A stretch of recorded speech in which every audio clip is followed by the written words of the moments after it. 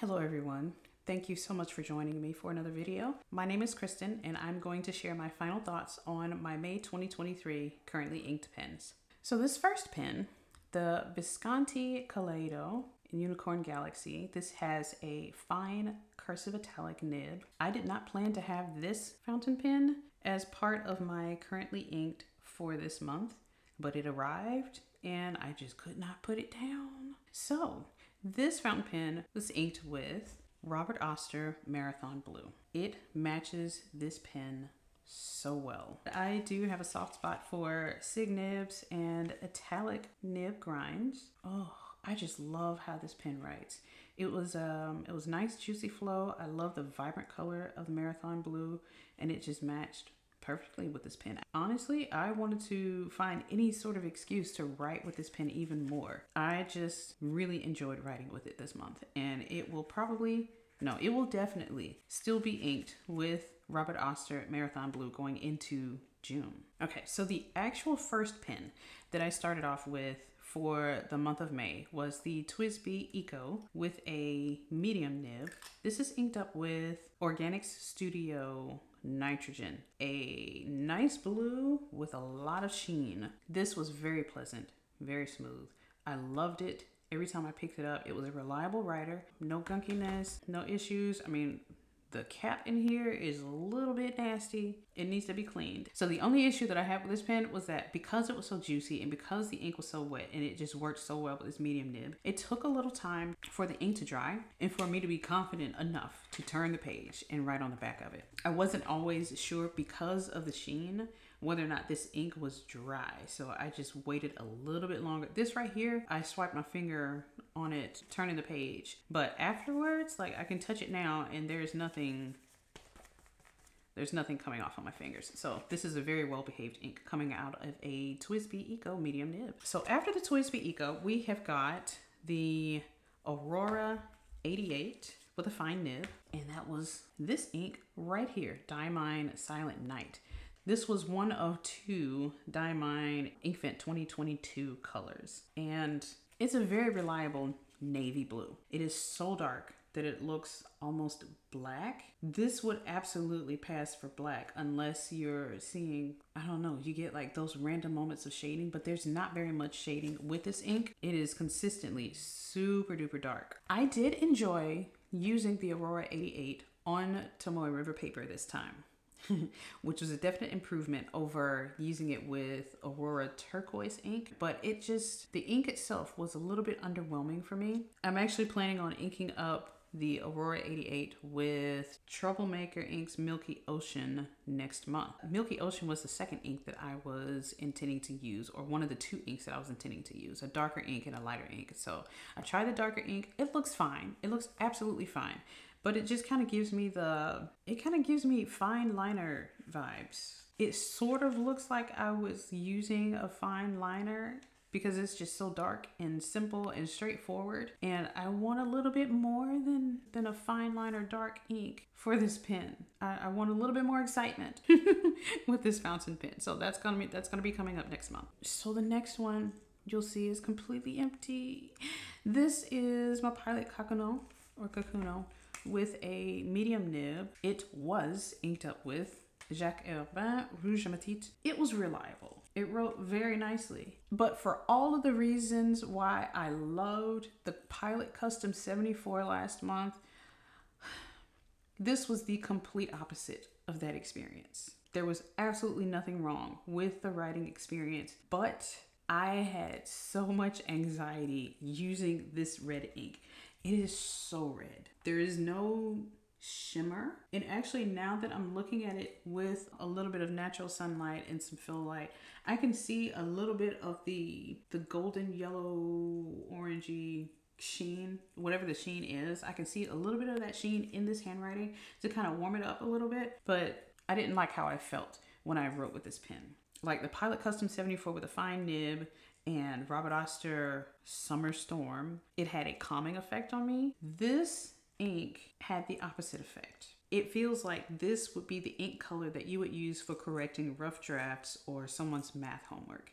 And so I am repelled buy this ink color because this was the ink color that I never wanted to see when I got my work back at school. And however many years later, this is still the ink color that I do not want to see on any of my papers, any of my journals, any of my work. And I actually think that my handwriting looks a little bit erratic. I'm not sure like how to describe it, but it was like my handwriting is not exactly consistent when writing with this fountain pen ink. I don't know if anyone else can tell. I was going through different emotions and my handwriting was also reflecting those, the spikes in my emotion based on the ink itself. There was one time where I specifically reached for this pen, and that was to mark a paper bill as paid. It met the requirements. It was bright, it was bold, it was eye-catching, and that was all that I needed for that one situation.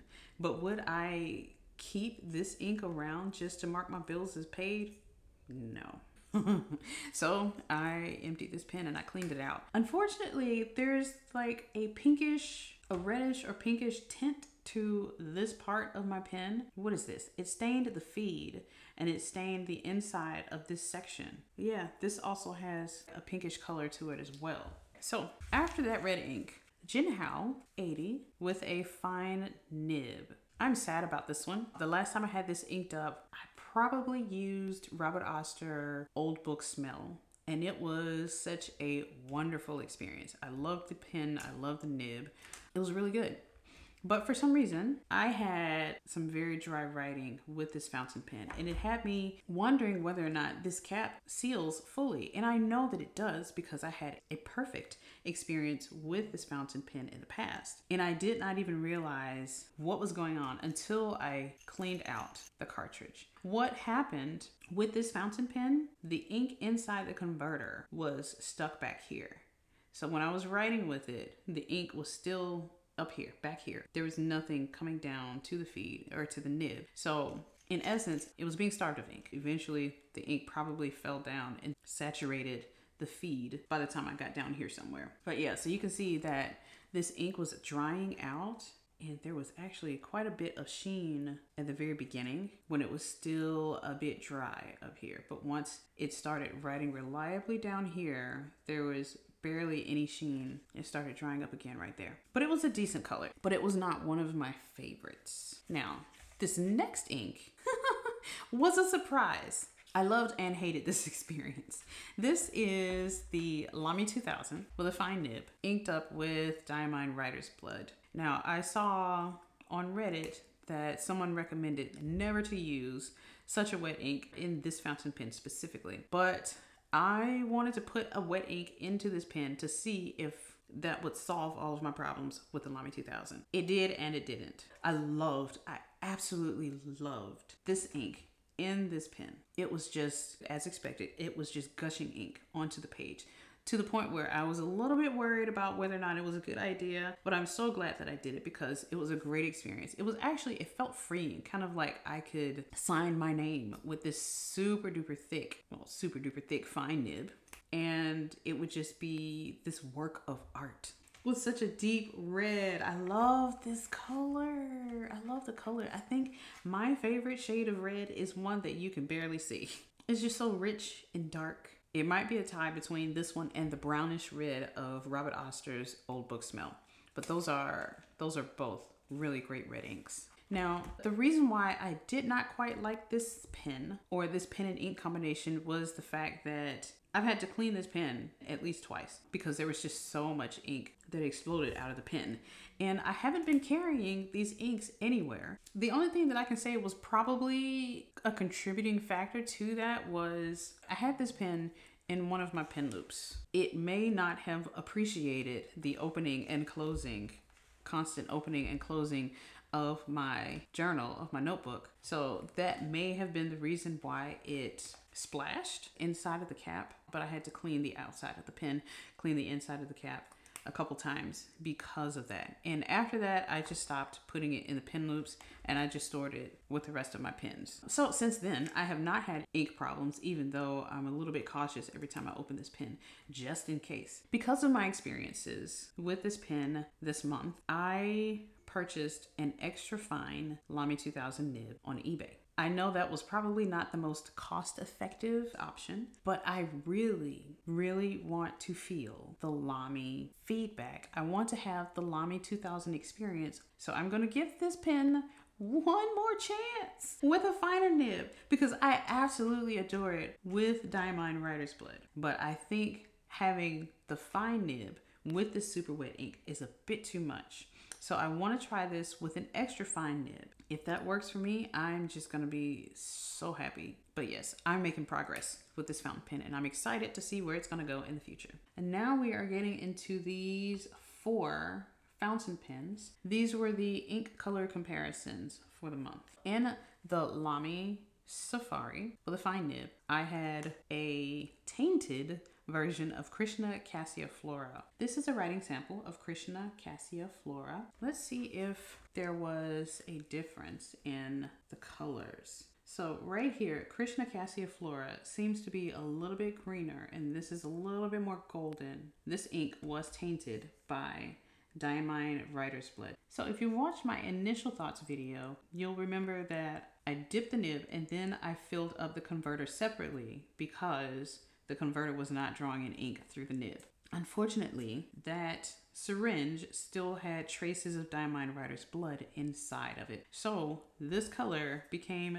this color over time. The ink actually performed very well up here and then it started to dry out the more that I wrote with it. And back here, this was quite annoying. So you'll see like you'll see right here, my downstrokes, some were so dry that it actually started to look like hard starts. The whole top half of my writing on this line was just almost hard starts. It was very frustrating using this pen by the time I got to the end of the writing. I've gathered from my experiences this month that I prefer a green ochre color over yellow ochre. This color leaned a little bit too warm for me. Have you ever used a shopping cart at the grocery store that would always try and veer to the left?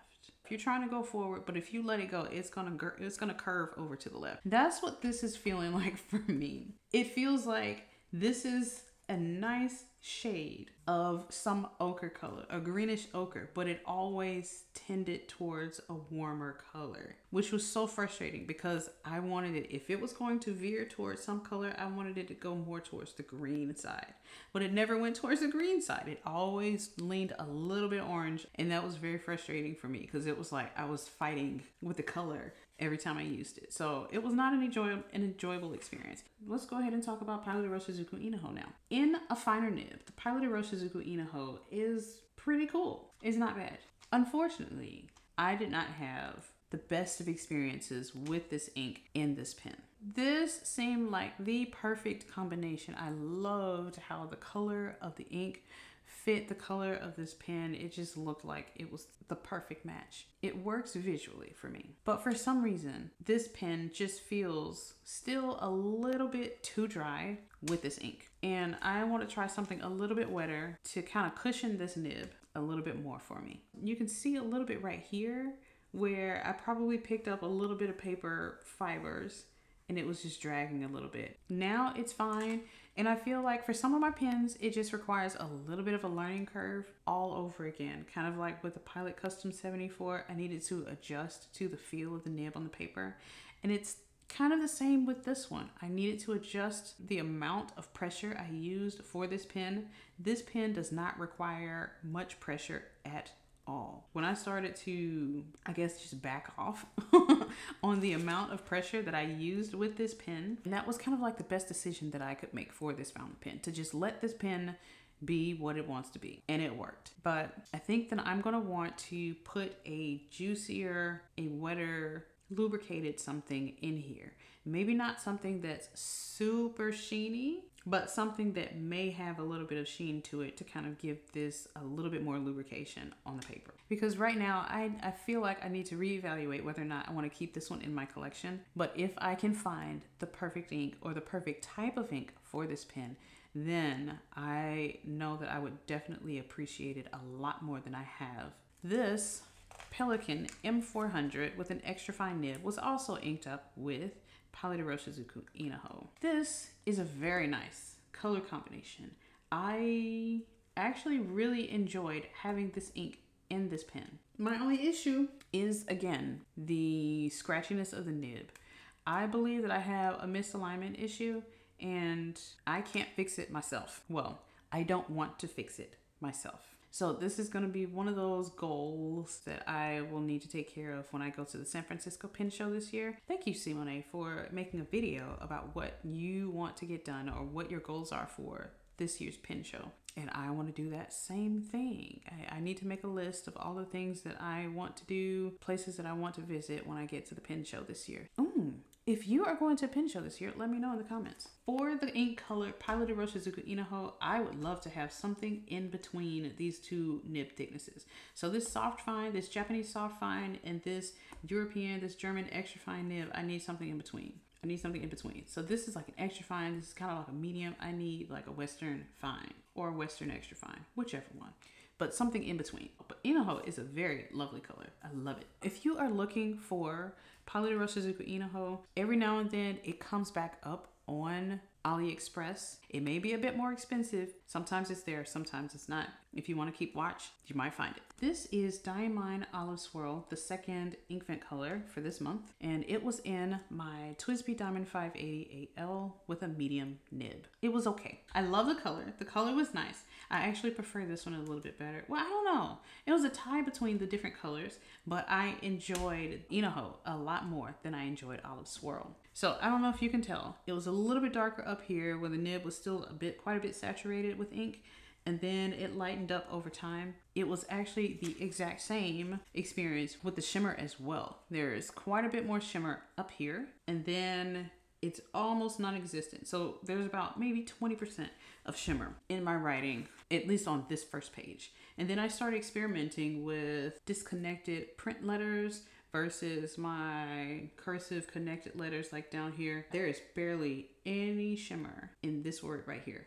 So this will give you a little bit of a better idea of what I was doing or what I was trying to figure out. This is an illustration of what happens with your cursive handwriting. You barely pick up your nib from the paper, and so you'll get a much lighter green, much less ink on the paper, and at the very end, the very tail end of the word, you'll see like a little bit of ink pool up at the end of the word. And where that ink pools is where you'll see the most shimmer. So if you are printing your letters, there is much more ink pooling at the end of each letter. You'll see much more shimmer in your words when you're picking up your letters between strokes or between words. And so this is basically just that illustration of the confirmation that I was looking for. So if you find yourself having trouble with your shimmery inks, try this out and see if it's because of your cursive handwriting versus print handwriting, because sometimes you'll see shimmer only where the ink pools, and there's much less shimmer when you are writing in cursive, when you're just dragging the ink along the page like that. All right, so that was my experience with Diamine Olive Swirl. Troublemaker Inks Tuslob Buwa was quite nice. My only issue was that this ink was a little bit dry towards the beginning. So you'll see that it kind of dried out a little bit up here. And so the actual true color of the ink didn't happen until about down here. But it's a beautiful, beautiful green color. So when it was first starting, you can see the difference between the drier, the thicker ink versus the true color of the ink right here. So in comparison to all these other greens, so we've got Krishna Cassia Flora, the tainted color, so we'll just go ahead and leave that one over there. We've got Pilot Iroshizuku Inaho and Pilot Iroshizuku Inaho, Diamine Olive Swirl, Troublemaker Inks Tuslob Buwa. Do you have a preference?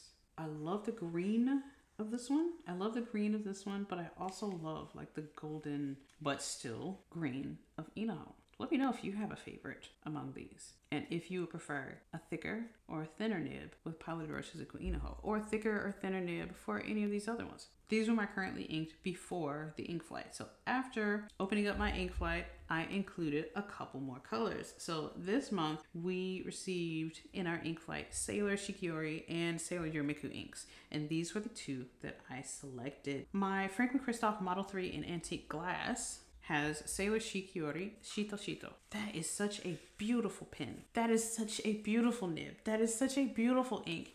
I enjoyed this combination so much that I do not mind keeping this inked until the next ink flight comes. This is one of the pen and ink combinations that I look for different opportunities to write with it. Like, do I need to write a note? Do I need to put something down on a small sheet of paper? Do I need to write a memo or something? I'm going to grab the Franklin-Christoph. I'm going to grab like one of these other fountain pens and ink combos that I really do enjoy. So this was definitely one of them that I had no complaints, but just all compliments. Last, but kind of sort of not least, was the one that just could not make up its mind. Like, do you want to write? Do you not want to write? I don't know. The Franklin-Christoph Model 45 in lavender with a fine cursive italic nib.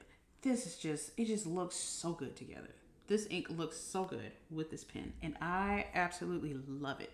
It was beautiful on paper until I was ready to write a sample in this notebook. It dried out multiple times. So at first I was thinking that, okay, so maybe there's something wrong with Franklin-Christoph pen. Maybe it doesn't, it's just not airtight. This pen is airtight. I suspect that the same issue that I was having with this pen and ink combination, the Jinhao 80 with a fine nib, inked up with Octopus Woods Weinrot, I believe that I had the same issue with this Franklin-Christoph fountain pen. I believe that the ink was just stuck back here. It seemed like this pen was being starved of ink multiple times throughout the session. And so at the very beginning, you'll see that it's lighter than usual. This one's darker than usual because I just kept writing until it came out. That strategy would not work with this pen. This pen absolutely refused to write until I dipped the nib in water, which is why it is so much lighter up here at the top. Maybe around here it's starting to show the true color of the ink. And then when I put the pen down to wait for the rest of this ink to dry, and then right on the back of the paper, I was having that issue again. It started drying out again. And so I dipped it in water again, and there we go. It's actually a very beautiful gradient. I enjoyed that. But that was not cool. I didn't like it. And so this actually took last place for me because it was just such a hassle just to get this writing again. So I was able to write successfully. I forgot which pen that I was supposed to be using up here. But that aside, I was able to write successfully with this pen without prepping it with a glass of water this time. It worked well. So let me go through and see how I would rank these fountain pens for the month of May. Number 1 pen does not have to move. That one, it just makes me physically gasp every time I write with it. The Visconti Kaleido is number 1. Even though I wasn't planning on using it or having it as part of my May currently inked, it just plays such a huge role in my writing for this month that I had to include it. Number 2 is my Franklin-Christoph Model 3 with Sailor Shikiori Shito-shito. 3 is Pilot Vanishing Point with Troublemaker Tuslob. Number 4 is my Aurora 88 with Diamine Silent Night. Even though the ink itself is underwhelming, the fountain pen never disappoints. I still love writing with it. I still love holding it. It's just wonderful. Such a straightforward pen and ink combination. Number 5 was one of my OG inks, TWSBI Eco with Organic Studio Nitrogen. Number 6 is a surprise to me. The LAMY 2000 with Diamine Writer's Blood. And I am going to insert the Sailor Yurameku Dategokoro with the Franklin-Christoph Model 45. It redeemed itself with my last writing experience. It was really nice, really good. So these 2 fountain pens with the ink flight colors in them will remain inked until the June 2023 ink flight box comes. So after that one, we have the Pilot Iroshizuku Jinhao in my Platinum 3776 Century. If I just let the pen do what it does, don't try and force more ink out of it, just write gently, write consistently, it performs very well. Pilot Iroshizuku Jinhao in the Pelikan M400 Extra Fine Nib is nice, but I need to give this pen a break until the San Francisco pen show. After that one is the TWSBI Diamond 580 AL with Diamine Olive Swirl.